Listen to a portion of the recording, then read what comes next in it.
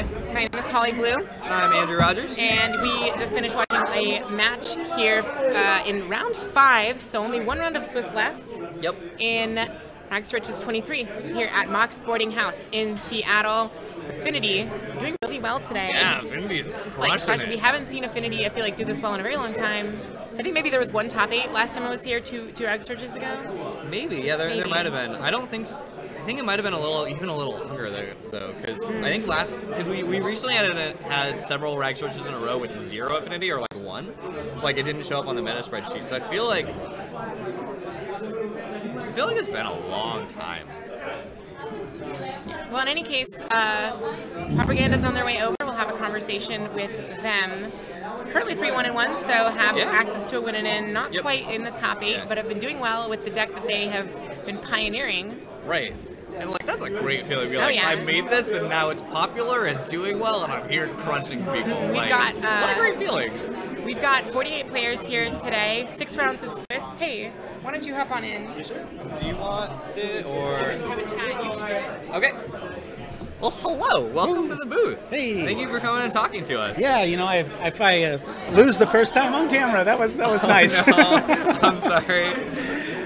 So what's the deal? We wanted to talk to you because you said that you'd been helping to innovate the deck. This deck came about just with really abusing the flashback mechanic, and when Sacred Cat became a thing, it was really organic because you sit there and Faithless Looting is the engine of the deck, and so you're paying with red, and it says draw 2 cards, discard 2 cards. Simple enough. But when you really look at the way the deck plays out, it usually says draw 4 cards. Because you're throwing valuable things in that you can do later, or at least maybe 3.5 cards, right? Right. And so as the deck goes on, the advantage just gets absurd. My first iteration had Raise the Alarm in it, and then the player online, Janet Stone, got first like right away with it, with incorporating the Monarch, which I thought was a really good addition. Especially more advantage. Right, because of the prismatic strands and such.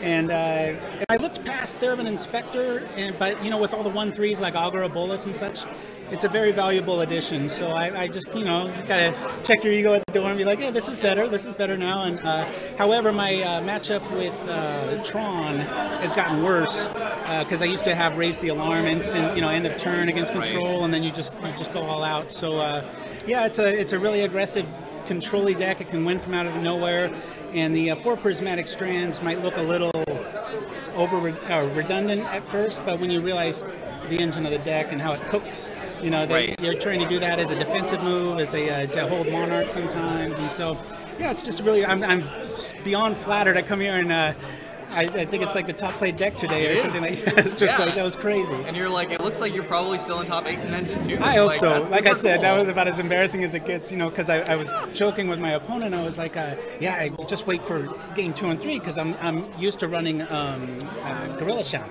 I've always loved the Mana Monkey, right? But when I'm looking at the board, as when you come to an event, you're trying to dilute everything down where it's like this can serve double duty, this can serve double duty. Right. Sandstorm's an homage to the Elf matchup, and XYZ on the ground. And so I was like, you know what? This mops up Affinity too, unless Pyroblast shows up.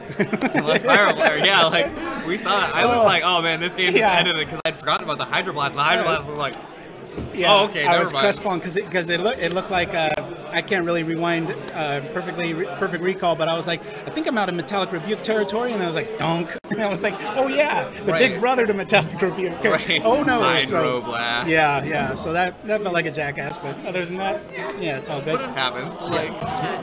Questions from the chat. Where is our? How is your matchup versus Tribe? Oh, hell, you tech. Okay, this is a little jab because I have never beaten Helutech online. It's like I'll play 5 rounds, he'll be the one, and that's why I get 4-1. It's just this running joke. No. He plays Tribe like a wizard. I mean, hats off to you. I sure need a hat to cover this Chrome Dome, but he's an amazing player. And I almost brought Tribe today, but I realistically had to look at you got to play what you know, you got to play what you like. Right. And Tribe's one of those decks you need 2 or 3 weeks, at least I do, to play it religiously and get used to all the mechanics and stuff like that. But so yeah, it's a dead dog, and that's why I almost brought it, because I was talking to a lot of the fans or whatever, people that like my show Pauperganda, and they were all bringing Boros Bully, and I'm like, ugh. So in the end, I just shoved 2 electricity in my deck, and I'm like, let's go for it. Yeah, it seems That's pretty about good. it. So It's anyway, a very reasonable plan, even. Yeah. And, like, even going back to the double duty, like, we've historically not had much affinity at Rag Churches, so it makes sense to be like, what do people bring in this area? Right. Like, yeah, honestly, I thought I was gonna just miss it. You know, because when you look at Gorilla Shaman, it's like it's not that good against the Boros matchup. It can mow down some lands or some clue tokens, but it's not really worth bringing in. So I'm looking at it going, I got 2 or 3 copies of this thing for 1 deck in this entire metagame. It's like, I don't know. I'll take the loss and stand by the list as it sits now. I mean, if I knew affinity was going to be everywhere, then yeah. Certainly. Right. But it's hard to know those things in advance. And like, it seems like you made a good decision based on the information you could have, right? Yeah, like, so far.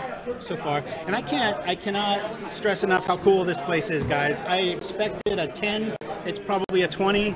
It's the biggest game store I've ever seen. The employees are amazing.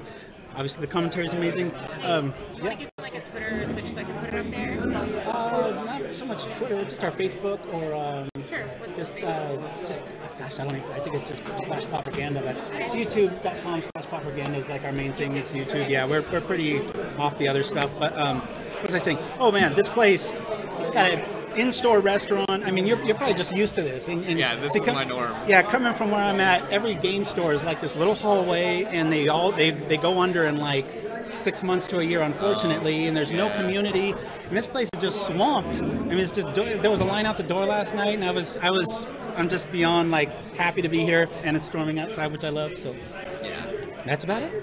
I do love this place. Like, it was like part of the group that started the idea of online Magic retail and stuff, and has been able to capitalize on that, and like the fact that their customer service is amazing. Yeah, everyone who works here is so nice. Yeah, like it is my favorite place. And like, I'm just like, man, I need to live here. This is crazy to be this is like the mecca of Pauper, and I hear there's an even bigger store up north. Yeah, I can't imagine it gets any bigger, but yeah, there's awesome. an even bigger Mox just across the water, like crazy. Oh my goodness, that's nuts. Yeah, you should totally come out. Be one of our Rags regulars. I know. We'd love to have you. Oh, we have a match. Rock on. Thank you so much for coming and talking to us. Good finally meeting you. Good. Congrats. You're doing really well today. Hopefully. Hope to see you in top 8. You got it. Adios. All right, chat. We got a match coming up.